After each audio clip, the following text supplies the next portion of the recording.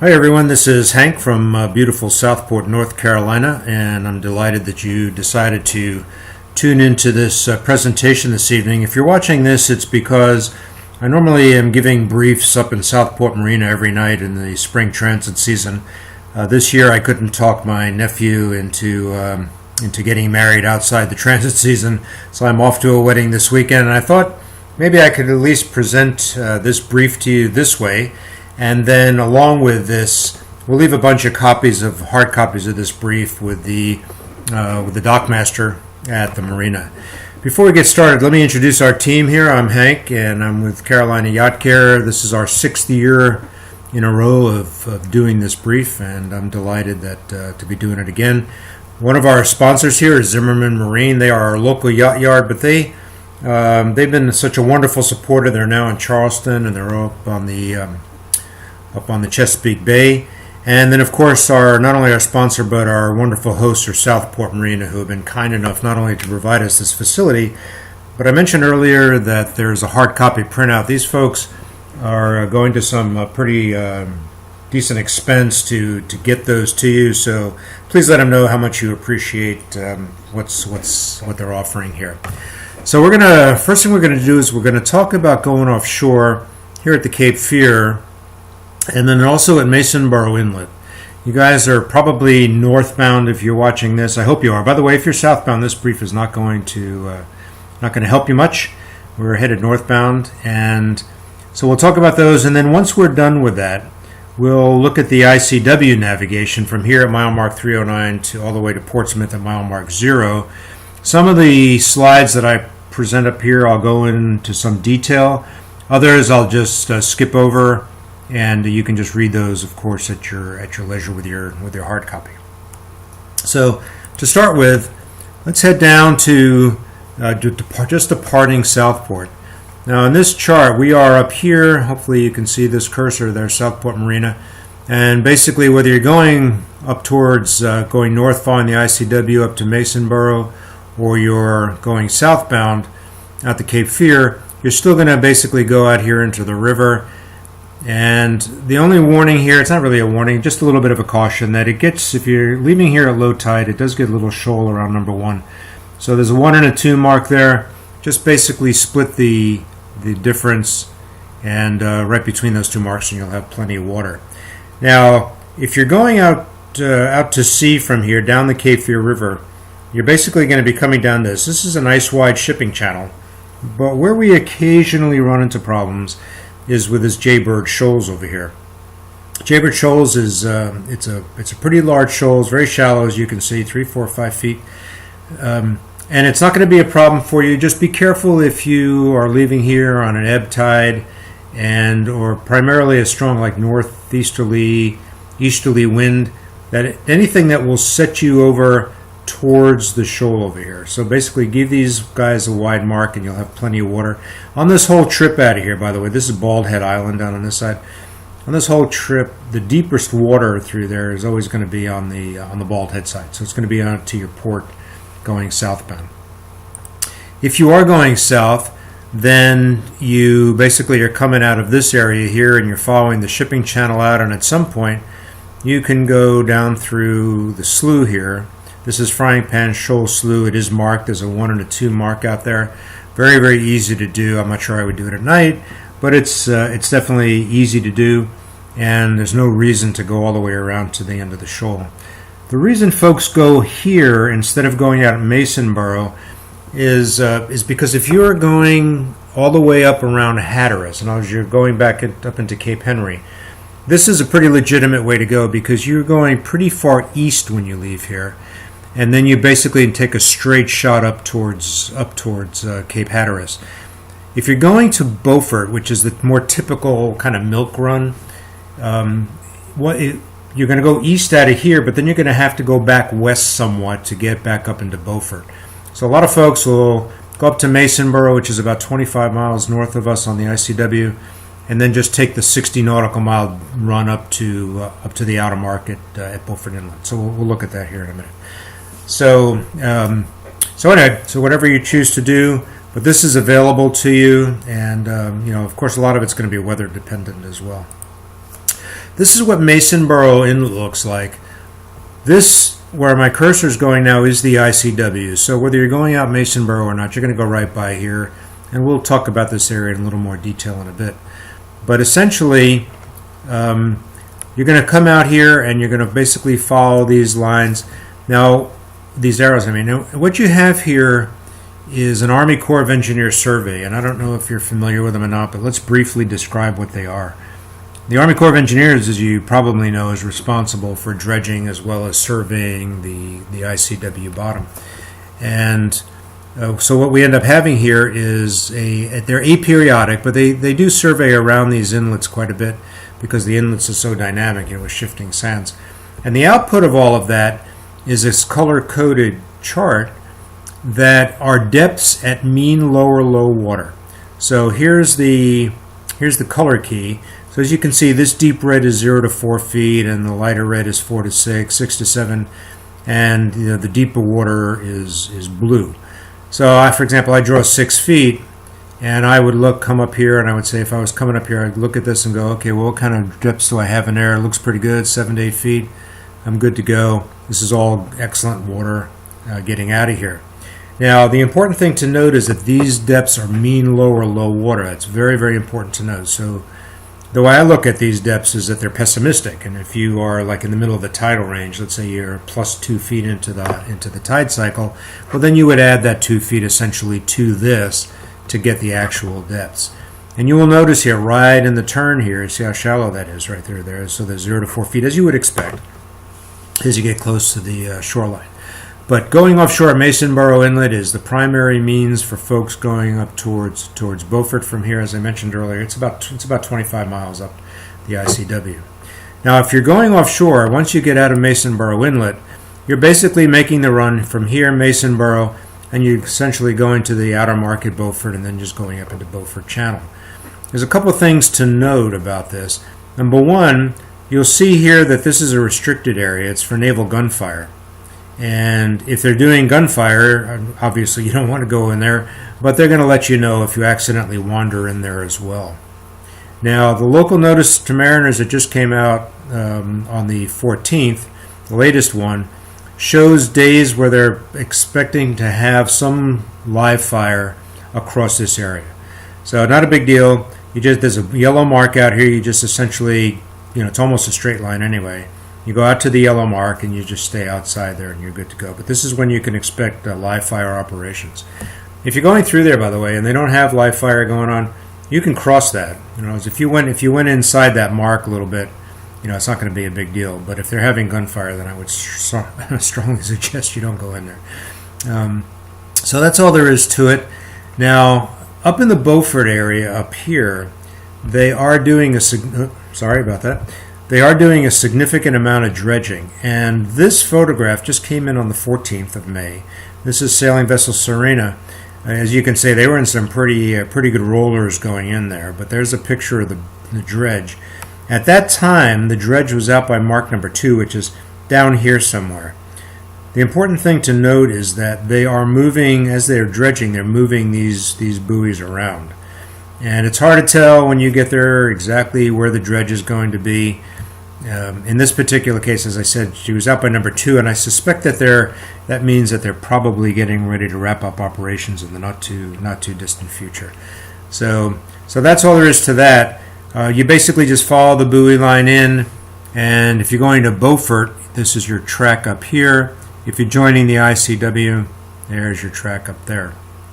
Now, a couple of things to note about going in over here in addition to possible buoys being moved around. Number one, the current can get very, very strong in there. And I'm talking about it both on a flood tide as well as on an ebb tide. And so you just want to be careful if you get there at the peak tide. And the other thing is if you're going to, and we'll talk about this a little further later on, but if you're going up here to Beaufort, there's a shoal right up here, as you can see. It may not show up on this slide. It'll show up a little later. Just be careful of that guy as you go. So other than that, that's really all there is to it. Again, watch the current, the tidal current, and you'll be good to go. By the way, on this chart, if you haven't done this before and you're on the ICW, you'll be coming in south of Morehead City, and then joining the ICW, right here. So that's what's going on there. We're going to turn our attention now to navigating the ICW itself from mile mark 309 to mile mark 0. This slide, I'm not going to go through that, but these are all sources of information available to you. The beauty of the brief that you're about to get is that we're about, I think, 28 or 29 days into a 45-day cycle of doing these briefs. And each and every night before you, we've been receiving input from some wonderful cruisers who have shared their experiences and photographs and emails and texts. And that becomes part of this brief, which makes the brief very, very current. It's about as current as you can, a picture as you're going to be able to get. So at the end, I'll encourage you to please participate and help the folks in your wake as well. So with that, let's go ahead and get started. I always tell folks, don't do this. This is a guy, I don't know if you can see it or not, but there's a guy, he's actually was cleaning the bottom of his boat. This is down by Isle of Palms some years ago. So be careful. You'll also notice that there's a little disclaimer up here, and it basically says that, I'm going to talk to you about the navigation, but really be careful out there, and just to be sure that you are responsible for your own vessel. I'm just one source of information, and I can't guarantee 100% accuracy by any stretch. And just by following any of the guidance in this, you're just know that you're accepting responsibility on your own. So anyway, don't do what this guy did, and be safe out there. Okay, again, the Army Corps of Engineers, you can see a lot of these things are color-coded. Each slide will have this key on them. And so here's our first go. This is a little bit of a busy slide, but the first thing I want you to note is across the top of this, that it always gives you an idea about where you are. And once you're back on the ICW up there, I'll give you an idea what mile mark you're at so that you can follow along. So what you have here is down at the bottom here, off this slide, is Southport, and you're basically headed up the Cape Fear River towards Wilmington. Wilmington's about 25 miles from here. But at about 11 nautical miles from Southport, you're going to peel off to about a 40-degree angle up towards, up on this channel to this thing called Snow's Cut. There's a couple of things to note on here.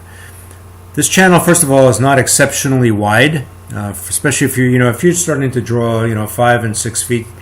This thing can get a little bit skinny on the outside. There's plenty of room, but you don't want to go meandering around this thing too much. So the first thing to note is that there's a green 177 when you turn in. That's the first and only green marker in this long stretch. Everything else is red, as you can see. Well, the key is that there's shoaling coming. You can see it here. There's shoaling coming in from the port side by the reds. What you don't see here is that there's shoaling coming in from the green side. So what we've learned over the years is that you stand off these greens about 75 feet and 75 to 100 feet or so, and you just follow that line up here, and that's going to keep you in plenty of deep water. Now, I draw 6 feet, and by following this guidance, I never have had any difficulty getting through there. Okay, so that's the key, about 7,500 feet off. Once you get to this pair up here in the turn, this is a blow up of it. You'll notice how shoal it is over here. So just make sure you stay in the middle of that. And then a little bit further up, right in here, is this is a blow up of that. You can see some shoaling coming in from the starboard side. So just make sure, again, you stay in the middle. The next thing you're going to do is you're going to go into this thing called Snow's Cut. Now, that's coming in this way. You just finished this part of the trip. This Mark 162 Alpha over here is definitely shoal, and typically the shoal runs on the inside, on the channel side a little bit. So you want to stay a good, 25, 30 feet off that guy, and there's absolutely no reason to hug, in fact, any of these marks through here. Okay, so just give the marks, mark a little berth, and you'll be fine. I mentioned earlier that I draw 6 feet. If you get here at dead low tide, right over here, and it's a tiny little area. I've never gone aground here, but I have definitely scooped out a little sand out of the bottom of that thing. So just be aware of that fact that if you're at dead low tide, it's a little bit shallow, between these two marks. Nothing terrible. Once you get through all of that, you want to stay in the visual center of this thing. This is the bridge. It's a fixed bridge. it's typically 65 feet or so, but it can definitely be lower. So you want to check the what the tide situation is. But right about over here, there are some rocks that stick out from the port side here. The rocks only stick out about a third of the way, so that's why I say if you stay in the middle of this thing, you're going to be fine. And you're just basically going to go through here. The current through here can be a little bit strong. On an ebb, the current is flowing eastbound. Okay, so on a flood, it's behind you. On an ebb, it's flowing this way. The thing is, if you check the tidal currents through here, the tide station is over here, and it'll say, okay, well, the maximum tide, the maximum current for the day is going to be somewhere, like a knot or knot and a half.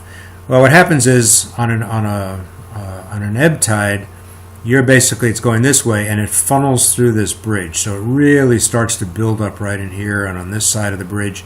So you can expect much more than that case than what the tidal current, what the tidal forecast is going to be. Okay. And then finally, to finish this little, this is only about 1.5 miles long, by the way. And finally, to finish this thing, you'll notice as you come up here, a huge shoal on the inside there. So you want to definitely stay away from the red side as you go through there. This is just a little bit of a blow up and of that area. Again, if you draw 5 to 6 feet or so, you will notice right over here that there's a little bit of a gotcha. Okay, so if you're here at dead low tide, what this track is doing, what this recommended route is doing, is taking you south of this. So you're basically coming like that, going around it like that, and headed up this way. Your mark, there's a 161 mark over there, and you see it over here. So basically, instead of shooting straight for it, you're going south a little bit and doing that sort of thing. This visual down here is actually somebody using navionic sonar charts to get through there, which work pretty well as well. But you can see the kind of the dip that he takes up here. So that's really all there is to getting through Snow's Cut. If you wanted to put these waypoints in your plotter, there they are. But other than that, not a real issue getting through there at all.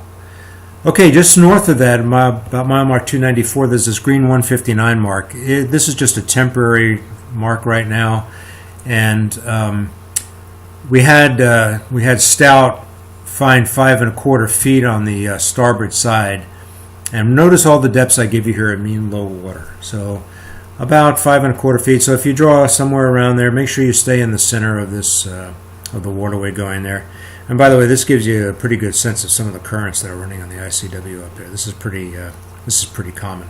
So that's it. It's a minor little issue, but if you follow the magenta line through there pretty well, pretty straightforward, you should be okay. And that's really what SQL is saying down here. And I would strongly recommend, I'm not going to read all these things to you, but I strongly recommend that you read what your fellow skippers have had to say.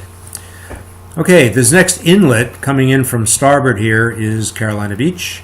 And you don't care, you're just going to go straight across that. What you do care about is that even though this was recently dredged, they did not clear this area in here. So there's little hit and miss spots. What you're going to want to do when you get up by 155, which is over here, you're going to want to come to starboard just a little bit. That's where the deeper water is. If it starts to get a little skinny under you, just come to starboard a little bit, and for a little bit deeper water. But other than that, this is an easy inlet to cross, and it's a bit of a blessing. This has been problematic in the past.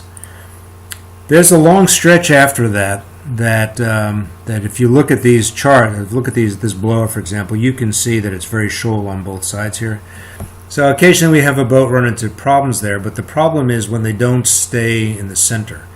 It's a kind of a long stretch with not much going on, so this is not a good place to get lethargic. Just concentrate on staying in the center, and you should be good to go through there. There's another. This is just a little further up. The ICW. See the big shoal sticking up over here, and that's what it looks like close up. So make sure you stay to port a little bit, and the same with this guy here. You definitely want to stay to port with that one. So that's all there is to that. Now this is Mason Burrow Inlet. Earlier in the brief I talked about Mason Burrow as the inlet that you would use to go out to sea. But if you're staying on the ICW, all you're doing is just going straight up this guy, and there's absolutely no problems whatsoever. Now the only thing, as of me making this video, This mark number 129 that you see here should be over here, but this was recently dredged, so they moved that mark out over in here somewhere. So this mark may be off station when you get there. It may be back on for all I know. As of today, it is still reported as off station. So just be aware of that, and just basically stay in the deep water all the way through here. Go straight through. So that's that. This is, I don't know if you're going into Wrightsville Beach or not, because you're not there in front of me to tell me, but in this chart, this is where we went out Masonboro. This is the popular anchorage up here. There's a bridge right over here, and this is all pretty good anchorage. And a lot of times folks who are going offshore will anchor up here for the night and then just follow the tides out the next day. The only other thing about this is a couple of marinas you can stay up here. There's Sea Path and Marine Max. The only thing I can tell you about that is watch this corner over here. You can see here in the blow up that if you get too tight in there, it does get shoal, so make sure you take a nice wide turn up around here, up towards these docks over here, towards these piers. Other than that, this is all good water, and even though it shows that there's some shoaling here, it's well marked. So as long as you follow the marks through here, you're good to go. So that's about it for Wrightsville Beach. Just north of that is the Wrightsville Beach Bridge, and this is an important note. They just put the height clearance board back on after Hurricane Florence. This is really just within about the last month or so. Now, on your charts and anything else you have, they advertise this bridge as 20 feet, and I can guarantee it's not 20 feet. So, for example, in this report, this is Magnolia who took this, but in this report, they were at high tide, and Annette reported 15-foot clearance at high tide. And we just had a boat today report 17 feet. And this is saying, 15-foot clearance. So I called the bridge tender and I said, okay, well, what is that? Is that the lowest part of the bridge, or what is that? Is that the lowest iron? And they said, well, yeah, you may have a foot or two in the middle in addition. But even still, even if you had a foot or two more in the middle, this would only be 17 feet. So just be aware of that fact that, this is going to be lower probably than the 20 feet advertised. That's about the best information I can give you. Also, the other thing to do is be aware of the current flows very, very fast through here. And then once you get on the north side of the bridge, what you want to do is just stay away from the starboard side. It doesn't show up well here, but it definitely gets shoal, especially for you guys with like 5 or 6 foot drafts. So just stay away from the starboard side there. So that's the Wrightsville Beach Bridge. This is the next inlet up. This is Mason Inlet, and all you're doing is essentially crossing that. This is all good water now, and just dredged.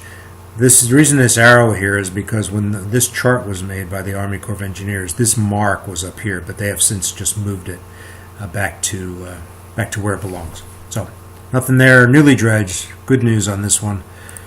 And then this is just the figure 8 bridge, and I'm not going to go into this, but there's anchorages on both sides of that, and that's just to give you some information about the anchorages. And let's see, and this is another stretch. It's pretty unforgiving on the side, so just make sure you stay in the center through there. It looks like maybe slightly to port, but that's all there is to that. And then here again, there's some creeks that come in here. This is Black Mud Channel that comes in here, and you'll notice how deeply embedded that mark is inside this shoal. So you really want to make sure you come to port. Same thing up here with 99. You want to come to port up here to stay out of that shoal. Easy one, another long stretch again. Don't get don't get complacent through here. Just make sure you stay in the middle through there.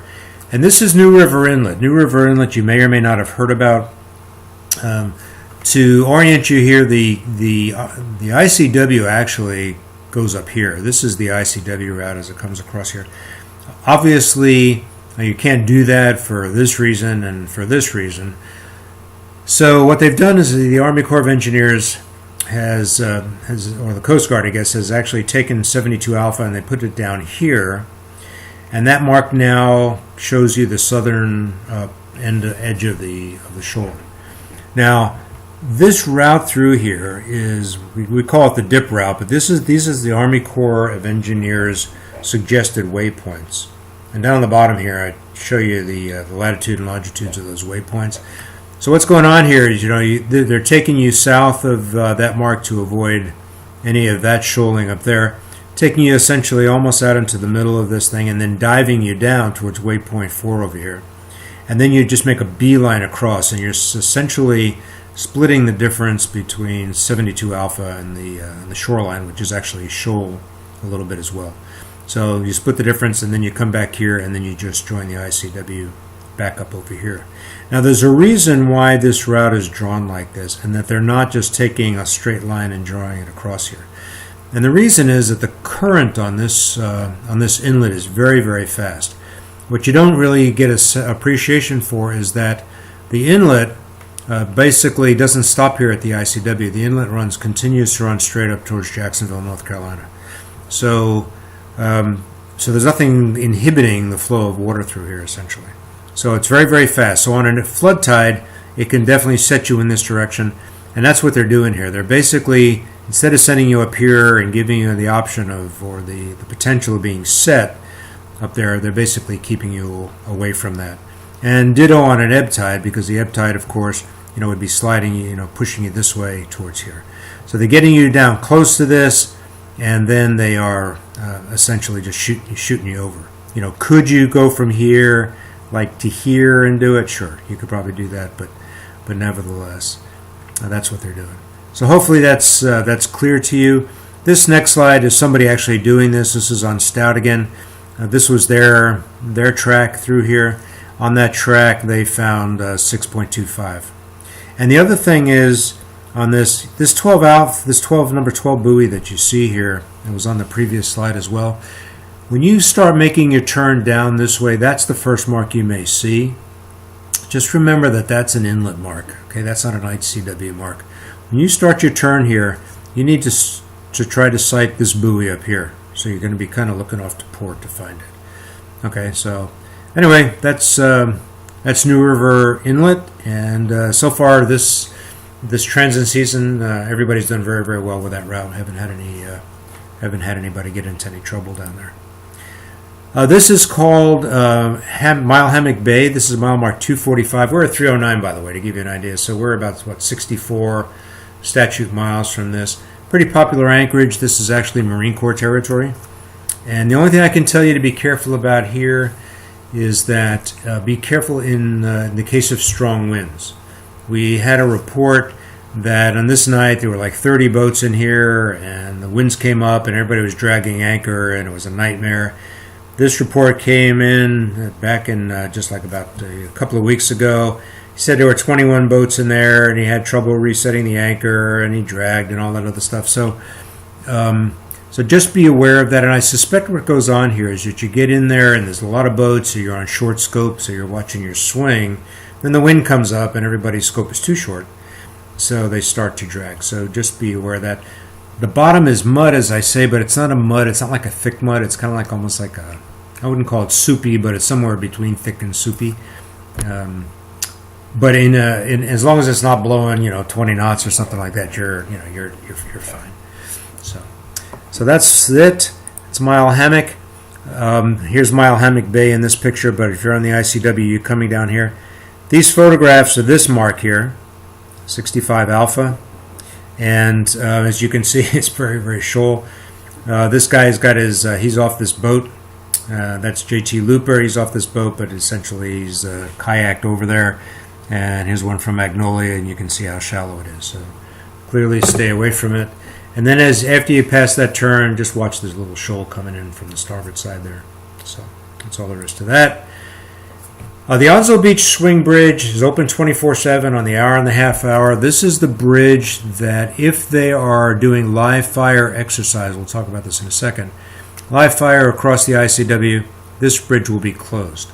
Now, they are authorized to do live fire exercises up to twice a day for 4 hours at a time. And so sometimes you'll see them go from 8 till noon, and then take a break, and then they'll go from 1 to 5 or something like that. Typically, they're not closed that long. But there will be a range patrol boat out here. They're not going to let you in there. They'll talk to you and give you all the guidance you need. And by the way, if you get there and they tell you, hey, we're going to be closed another 3 or 4 hours, and you're sitting out here, you can feel free just to drop the hook. Really, it's not a big deal. So So that's all there is to that. And again, a strong current runs through here. It is a 12-foot clearance, so it's pretty low bridge. This comment on here, very slow to open. I think I should remove that comment. Apparently they've done some repair, and it's pretty typical of a swing bridge getting open. Now, I mentioned about the live fire exercises. So this is all the information about these, and the most recent local notice to mariners is this one on the 14th of May, and these are dates that they've set for potential live fire. And if you look at this, like this is 8 to 5, but again, they wouldn't be doing 8 hours straight or 9 hours straight. They would, do like maybe 8 to noon essentially. But here, so you can look at these. Now here's a key to this whole thing. So you're headed up here. You don't know if they're going to be closed or not, or what hours. Here's the phone number. This is range control. So you can call range control a day ahead of time and say, okay, hey, I'm coming up your way. Can you verify whether or not there's live fire, and is the ICW going to be restricted tomorrow? And they'll tell you what the plan is. A lot of times, folks will be, they'll be anchored up at Mile Hammock. Get up in the morning, call them, find out, see when is a good time to get underway to make sure that they get through this. So that's the way that works. Piece of cake. This is Brown's Inlet. This is the next one up. This is just recently dredged. The weird thing about this one is that if you look at this dotted line across here, that's the Army Corps of Engineers saying, okay, well, we've just dredged this, and now this is the recommended channel through here. And by the way, this is not the magenta line. This is just their recommended channel at this point. Well, you'll notice that what happens is they dredge it, but it's the Coast Guard's responsibility to put the buoys back. So there's always this delay. We dredged it. This is where the buoys were on the day that we dredged it. And then they go away, and the Coast Guard at some point comes back and moves the buoys back. So if you get there and you see these buoys here, and you go between you basically follow the channel, which is basically what this is showing you right here, what's showing you that boat is doing. Well, here's the thing. If you're a deeper draft boat, if you're in the 5 or 6 foot range, you'll notice that if you follow the channel, or don't follow the channel, but you follow up here, between the buoys, you got 6 footers right here. Remember, these are mean lower low water. These are pessimistic. So that said, we know that the Army Corps of Engineers recommended route is this one. So there's nothing wrong in this particular case with going a little bit outside those marks. That's what they're recommending. At some point, the Coast Guard will put these marks, back over here where they belong. Okay, but they haven't done it yet. But clearly, that's where the deep water is. And we've had plenty of reports saying, "Hey, that's what I did," and you can read all about some of these on here. So that's Brown's Inlet. Always been notorious in the past, but is in very good shape right now. It's a good thing. Just a little note that 61 is reported missing, and there's some shoals there. So just stay in the center there. Piece of cake. Same sort of thing here. A lot of shoals are up at around 55. So again, pretty much stay in the center through there. This is the town of Swansboro. Now, if you're going into Swansboro, be very careful here. There are some marks in here that take you up. There's red 2 right there that take you up into the town. And you have a couple of marinas up there in addition to the city docks. And but if you're not going in there, be careful in this turn, because what happens is that it's very easy to get set up towards the shoals. This is very shoal up in here. So you want to make sure you stay in the center of the channel as you come across here. And I understand Casper's Marina, which is right up here somewhere. Casper's Marina is now open, and they have fuel, that sort of thing. I've talked to folks who are at the city dock. They said they did very well there. So check in advance, see what kind of options they're offering with regard to fuel and dockage, of course, that sort of thing. Now, as you come down here, this is where Bogue Inlet comes in. And as you come down, there's a couple of marks here that look maybe a little confusing. This is kind of a blow-up of this Bravo mark here. But it's right in here. This is a junction buoy between Bogue Inlet and the ICW. So you treat that Bravo mark as an ICW green. And then the other note on here, this just came in a little while ago, but it said that they put a bifurcated G, a Gulf mark, over this 45 Bravo mark. I don't have a picture of a bifurcated mark here, but usually it's like if you kind of picture a wedding cake with a skinny middle, where you got like this circular thing up on top, and then you have like a little tower in the middle, and then you have a wide base on the bottom. That's what a bifurcated mark looks like typically, and it's supposed to mark the safe way to get around something. This fellow on Steadfast said it's marking the shoal on the south side. Well, the shoal is way down here, so I don't know what they're doing. In any case, when you get there, treat that mark as an ICW green. Okay, so just keep it to starboard as you go. Okay, so that's it. That's the Swansboro area. When we leave there now, we're going into Bogue Sound. Bogue Sound is it's a long sound. It's the first one that you're going to go across on your way up north. Now, a couple of notes about this. You'll notice on this image, first of all, there's a shoal in the corner, so you stay in the middle, but you'll notice that there's some islands here. These are called spoil islands. They are the result of putting dredging material, whatever they did to put out there. But you'll notice, obviously, they're islands, so between these islands is where you kind of have to be a little careful. The channel is not all that wide here, so if you get a strong wind blowing this way, the water will come in here and funnel in between these islands and will push you over to port going northbound. And there's much more water down here to the south than there is up here to the north. Most of the sound is down here.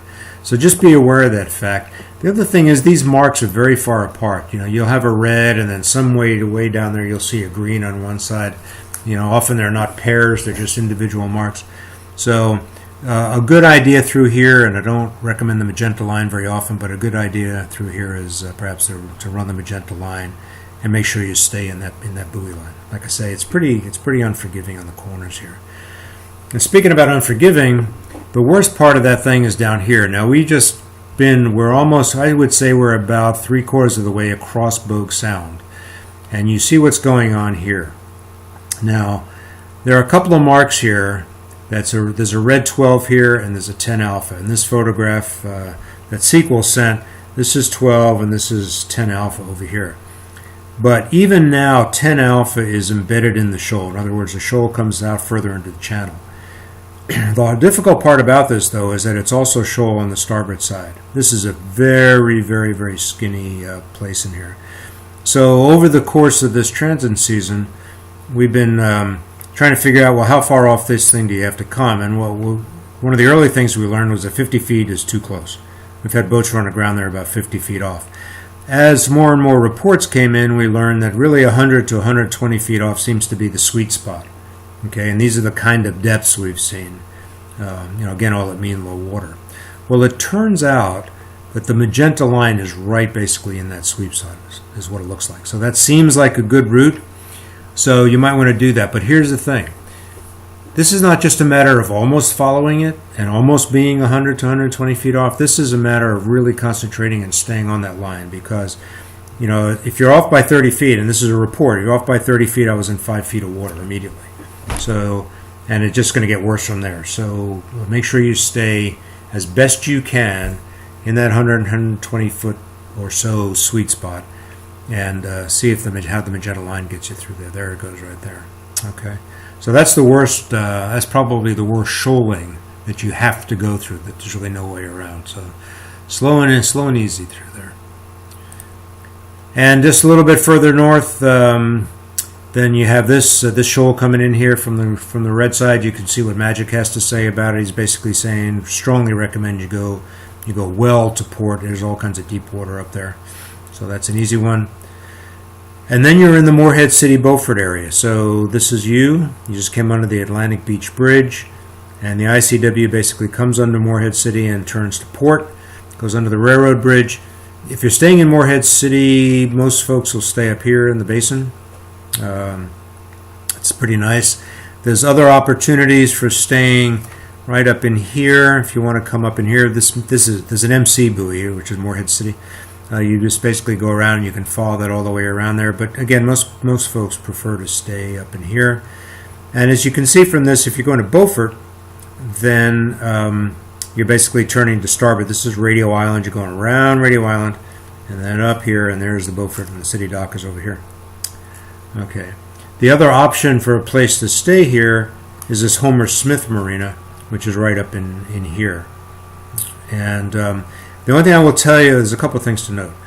Number one, there's a note. You read about this note, because what this is telling you essentially is that, look, if you're going to Beaufort and you're going around, this is not in the survey. And what they're telling you over here is that, hey, these marks are getting shoal right in here. So you don't want to hug those guys. So you really basically just want to take a nice wide turn around there.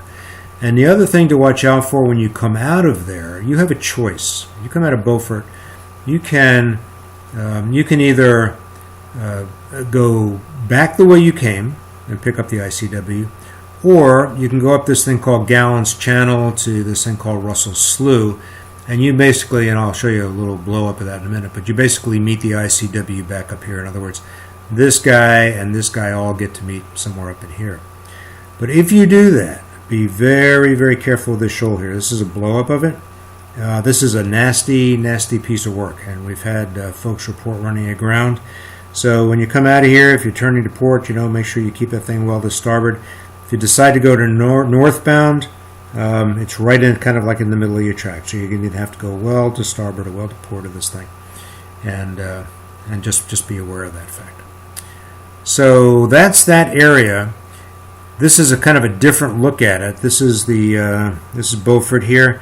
This is the route I was telling you about, that if you come out of there, you can go up Gallant's Channel and up this thing called Russell Slough, or you can go south around Radio Island and do this, and this is where the two get together up here. Your charts may show that on this route that there's a drawbridge, but that's gone. That's been demolished, and the only thing you have now is a high-rise bridge. So that's pretty good. There's a couple of notes here about staying away from certain marks, like red number 10 over here, and this guy over here, 6 alpha. You just want to make sure you stay in the center. This advertises 7 feet. We've had boats go up there with 5 and 6 foot drafts, and have not had any issue going through there whatsoever. Up here in this area, by the way, there's a bunch of marks here, because you have Russell Slough, and you also have the ICW up here. Crazy marks on both of them. Northbound, especially southbound, it's even worse visually. Make sure you're keeping an eye on the ICW marks and not the Russell Slough marks. Jumping back on the ICW, essentially you'd be coming in here and you'd be turning to port, going around that corner. A little bit of shoal there, stay in the middle, not a big deal.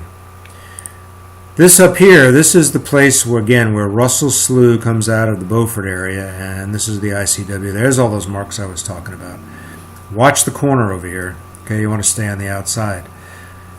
Now this is interesting. We had a fellow in the brief about 2 weeks ago who kept pointing to this area, and he said, I live there and I watch boats go aground here all the time. So I took a little closer look at the surveys, and sure enough, there is a very, very good shoal on the starboard side going up through there. There's that area right here, as you can see it. So we always tell folks, hey, here, make your nice wide turn. Here's green 29. Kind of go out towards the green 29, which is all good. It's a good advice, but then make sure that you get back in the center of this thing as you go through here. So that's all there is to that. And then you get to this large area. This is a big chunk of geography right here. You're basically coming up the Adams Creek, and this is the Neuse River here. Here's Oriental. So the ICW route goes out the Neuse River, up the Bay River. This thing is called Goose Creek. This guy here is the Pamlico River that you're going to cross, and then you're going to go up the Punga River. So the first thing to note is you're going in and out of rivers, which means that the red-right returns are shifting pretty constantly. It actually happens 3 times. So, as you're going out the river here, you'll have red to port, but you're going up the Bay River, then you'll have red to starboard. So it happens 3 times. By the time you get back up here to the Alligator River, Punga River Canal, it's back to where you started. Just a couple of other notes on here. We had a report that this is G1 on the Bay River. This report down here is G1. You're looking for this thing the mark to go into Goose Creek. Okay, well the first mark is 27. The marks decrease in numbers as you go northbound. Well, he had trouble picking these marks up. So there's this mark. So there's some guidance here about looking for a building on the shore and how to use it to kind of help you find, essentially where this mark is up here. The other thing to note here is that right up in the top of this thing, this is notoriously shoal right here on the inside of the turn, so make sure you take a nice wide turn out by number 6. Okay, and that's all there is to it. And then basically you're coming across here. Here's the town of Belhaven, and then you're going to go into the Alligator River, Pungo River Canal. So a typical run on a day, depending on the speed of your boat, is from Beaufort to Oriental or Beaufort to Belhaven. If you're really slow, you go Beaufort to Oriental, and then spend a day or whatever, and then go up to Belhaven. And very, very comfortable, easy day rides. So that's all there is to that. And again, watch the weather over here. Very much strong wind here. This will really kick this up. All of these sounds and these major rivers can get really, really gnarly. So Pamlico and the Albemarle in particular, and we'll get to the Albemarle here shortly. So anyway, that's it. Now you got the Alligator River, Pungo River Canal, which connects the Pungo River down here, which is the Alligator River on the other side. A couple of notes about this thing. This is 15 miles long. It's man-made. You won't have any cell phone service, and the key here is to make sure you stay in the middle of this. Now the reason for that is that all along the sides here, and it doesn't show up well in this picture, but there are tree stumps coming up and sticking up all over the place. The water itself, and it doesn't show up very well in this image, but the water is reddish. It's tannins, and from the tannins, and so you really can't see into it. So you don't really want to go anywhere near the shoreline if you can help it. And the challenge here is always when you see these guys coming, because first of all, if you're a motor vessel, be careful, because half the times these guys can't see you in front of their load like that. So make sure that you talk to them. Some of them carry AIS, some of them don't, and so your VHF may be the only real way that you're going to know they're there. And your visual may be the first time you know they're there. Make sure you call them on the radio. They're on channel 13. They're typically doing about 6 knots through here. You're both going to need to be staying in the middle as close as you can, so any port-to-port passage is going to be pretty close. He may ask you, he may suggest that you come over to the starboard a little bit, and if that's the case, fine, but don't go too starboard, because if you go too starboard, then you kind of run the risk of getting into anything that's sticking up over here. And be very, very careful if your props are your low-hanging point on your boat. You don't want to get your stern in towards that shore side. There's some wildlife there. This photograph over here, by the way, is a bear swimming across there. I tell folks, I've been through there a number of times. I've never seen a bear. I've seen deer. Typically, this is all swamp, as you can see. And these trees are kind of gnarly looking, and they have more turkey vultures, I think, for wildlife than anything else up along those trees. And other than that, just stay in the middle of this thing as best you can and talk to these guys. Those are the 2 most critical pieces of information. And then finally, watch for stuff floating here. As I said, this is all swamp. We have rain, we have a lot of wind, branches break off and stuff like that. So this area is notorious for things that go bump in the night. So just keep a sharp lookout. On the other side of this thing, you came out over here, is the long Alligator River. This is the Alligator River Bridge. Right over here is the Alligator River Marina. Then this is still the Alligator River, and then you go through this thing called Middle Ground.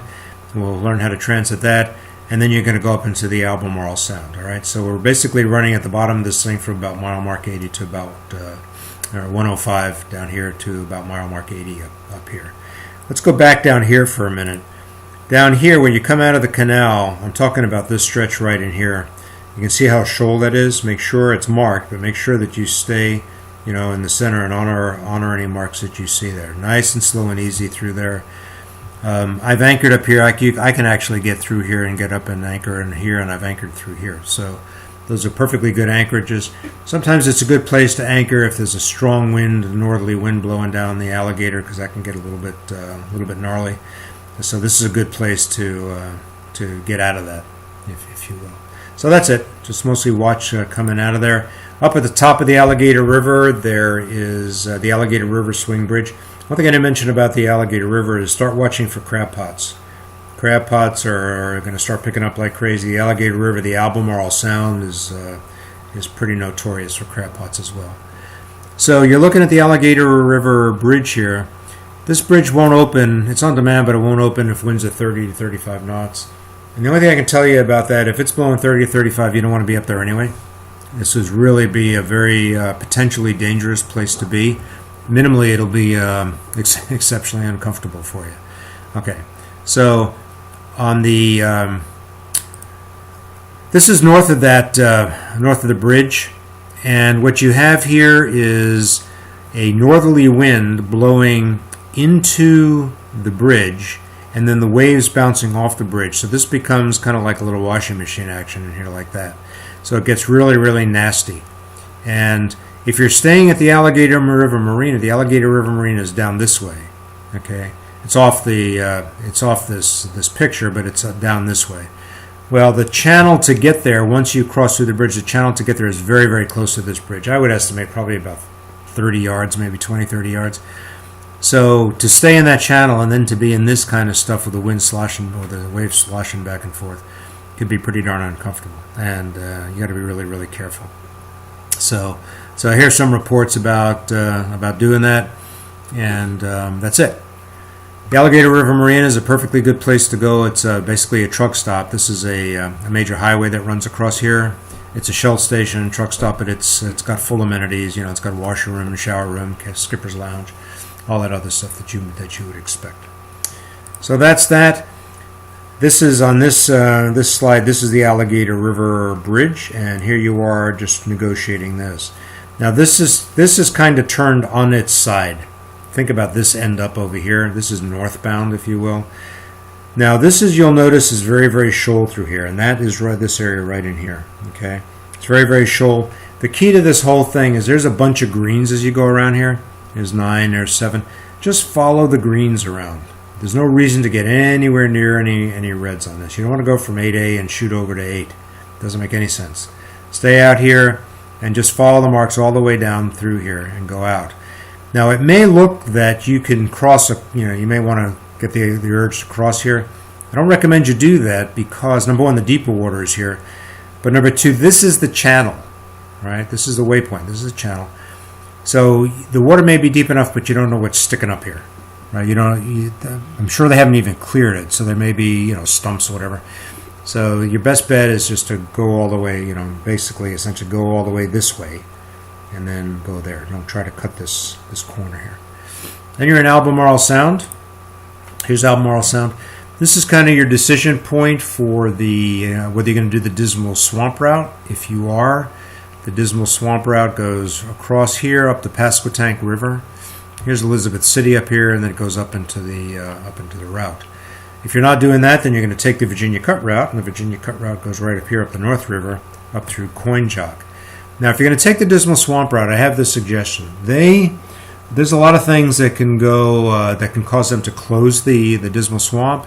There could be flooding. There could be not enough water. There could be too much stuff floating there. There could be bridge malfunction or lock malfunction.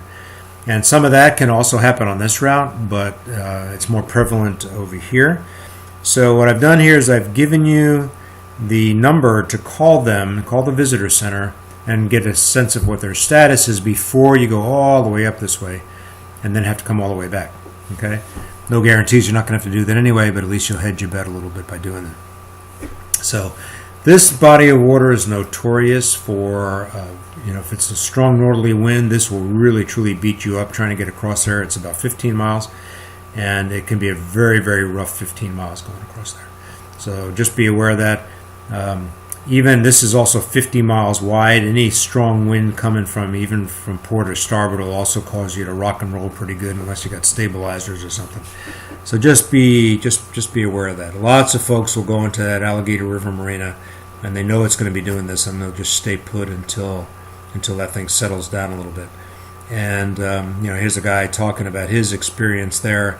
Of course, if it's on your stern, not quite as bad, but still a very short, choppy motion to the sea, to the inlet. So let's continue up the Virginia Cut. That's our primary. This, by the way, I'm not going to read this, but this is just a recent experience somebody had on the Dismal Swamp. You may have read, somebody had sent a note up on Facebook, what a miserable experience they had. That was really an outlier. Everybody I've talked to before, this guy afterwards on Steadfast, this is really just like a week ago, had a wonderful experience going through there. So I wouldn't hesitate, to recommend that you go through there. Here's a boat with a 6-foot draft going through there. That's pushing it. that's a gutsy sailor right there. So anyway, so that's that. Now here you are on the north end of the Albemarle, going up the North River. Notice the shoals here on the port side, but they did put these drop aids in there. So just make sure you honor those. Piece of cake. This is, you're just making a wide turn around here. That's what this talks about, taking a nice wide turn. Be careful here because there's a known obstruction right over here on the starboard side, so that's why the recommendation is to favor 154. This photograph came in and it's still missing it, but it's missing the triangle on there. But this is what's left of it, so you may not be able to tell right off it's 154, but it is. And so take a nice wide turn around through there. And then there's a little bit of a hump here on the starboard side. This is an avionics sonar chart, by the way, but this hump has been verified. So it's 5.8 feet, and so if that worries you, and you're at low water or whatever, then you want to basically come to port a little bit. And speaking about low water, this is not a big tidal area down through here. You're between sounds, essentially the Albemarle south and the Currituck north. Everything is pretty much wind driven. If the wind is driving out of the north, basically coming that way, then it's emptying out into the Albemarle, and if it's going south, of course, then it's essentially filling back up. So that's the way you can have any significant water depth changes. So anyway, so just watch this guy there. Then you're going into this thing called Coinjock Cut, which is where the home of Coinjock Marina. A lot of folks stay there. Stay on the inside of this turn here. Don't go anywhere near that 128.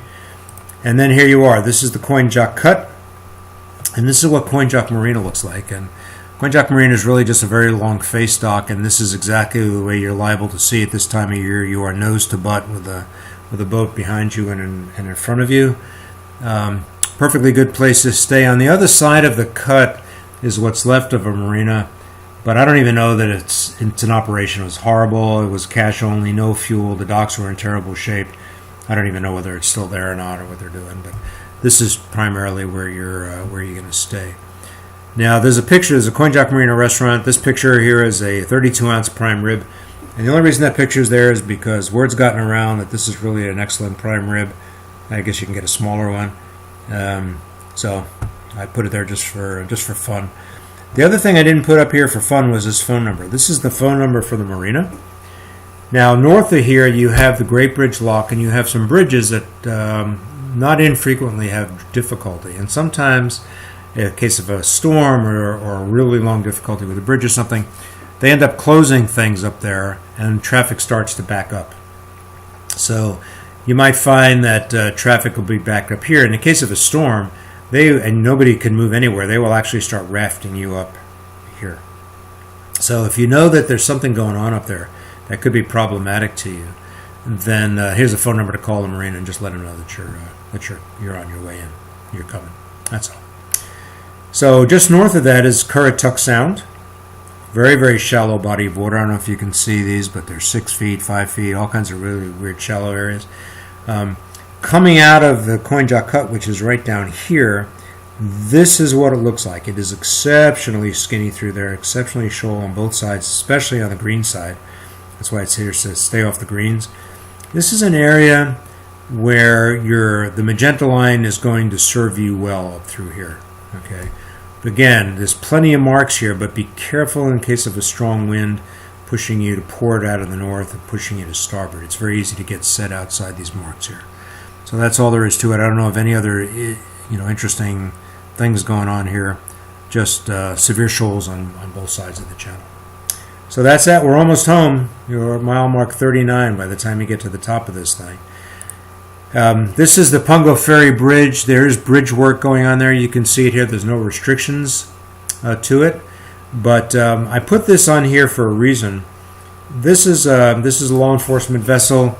And the last two seasons, both the fall of last year and the spring of 18, they were out there doing what I call a no-wake trap. And I don't know if they're out there this year. I haven't heard anything. But I actually have a photograph of boats lined up here waiting to get their tickets.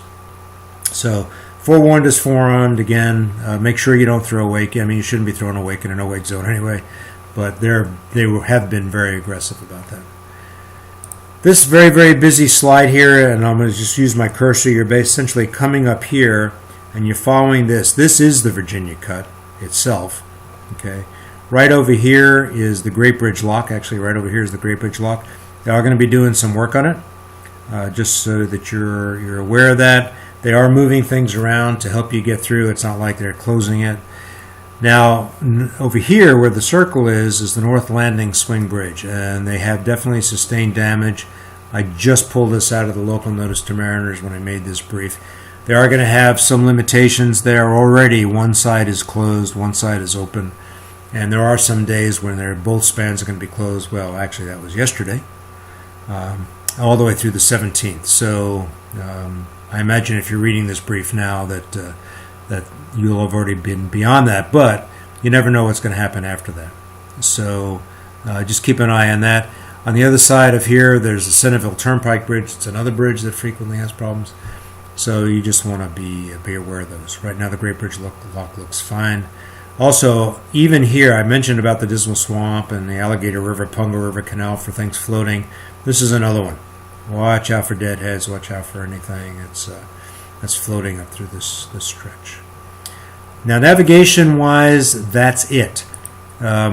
This is an Army Corps of Engineers. This is where the source for Army Corps of Engineers surveys could be if you want to look at them yourselves. Everything I showed you was the Wilmington office. So those are available to you. This is a list of all the bridges between Southport and mile mark 0 up at Portsmouth. And the ones that have phone numbers are all the ones that need to be opened or closed and stuff like that, with the exception of this one, which is 145 feet high. So, but anyway, that's for your viewing pleasure. If you had been at a brief at the marina, I had gone through a weather brief, but these are weather sites that I use. This is my site. You're welcome to get weather products off there. Windy is a wonderful site to look at. Going northbound, I would strongly suggest this guy here. This is run out of Oriental, North Carolina. But he basically gives you almost one-click access to any forecast on any river, any sound, all the way between Maine and Miami. And it's a very, very nicely done site. Now, I mentioned to you earlier that you're the beneficiaries, essentially, of a whole bunch of people who were through the brief before you. All those pictures and all that stuff, they're all, most of them are brand new pictures. A lot of the comments are all new. I've created this thing called my Virtual Wall of Fame, and I've been doing this now for 6 years. So the Virtual Wall of Fame recognizes skippers who have basically watched out for the folks in their wake and tried to help them out a little bit. So in the spring of 18, I had these 42 boats. All these guys with a double asterisk are all boats that have participated in multiple years. And then here's another one. This is the fall of 18. And these folks have all been, these guys have been back through here again this spring. And so far, with I don't know, a couple of weeks to go, I've had these 38 boats all participate and send you back information to make your trip a little bit easier and perhaps a little bit safer. So even though we're not meeting face to face, I encourage you to join these folks on the Wall of Fame and be recognized for your help. And the way you do that is this. Here's my email address. Here's my phone number for text messages. And this, by the way, all of this stuff is going to be in the hard copy paper version thing that the marina gives you. So it's all there. And anything that you see that you think folks would like to know, send it. Ask yourself the question, would I have liked to have had this information when I made my trip? And if the answer is yes, send it to me. I will get it into the brief. I will put your name up on the Wall of Fame and extol your virtues for as long as I do this. And that's really all there is to it. You're not here in front of me. I can't ask you if you have any final questions. I hope that this helps you. I've done this rather quickly. I know it's a fire hose, and that's why you have the hard copy. So I want to wish you the best of all trips. I do hope to hear from you. And with that, on behalf of myself and Zimmerman and Southport Marina, have a very, very safe voyage, and we'll look forward to hopefully catching you on the flip side. Take care.